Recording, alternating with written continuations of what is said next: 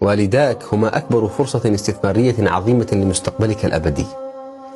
يقول معلم الناس الخير صلى الله عليه وسلم: رغم أنفه ثم رغم أنفه ثم رغم أنفه. قيل: من يا رسول الله؟ قال: من أدرك والديه عند الكبر أحدهما أو كليهما ثم لم يدخل الجنة.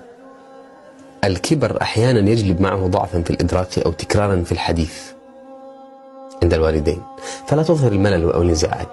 تلك الكلمات المكررة اليوم كانت بالأمس نصائح وجهودا بذلها والداك لتربيتك. كل كلمة ينطقان بها هي جزء من إرثك الروحي والأخلاقي، فلا تستهن بها.